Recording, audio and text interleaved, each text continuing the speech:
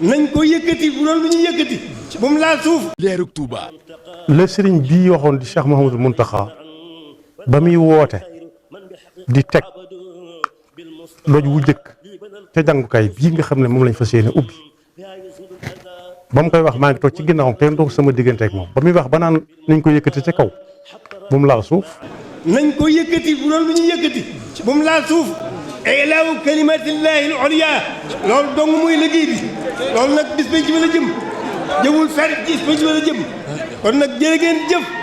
jërë ngeen jëf jërë ngeen jëf liggéey baa ngoog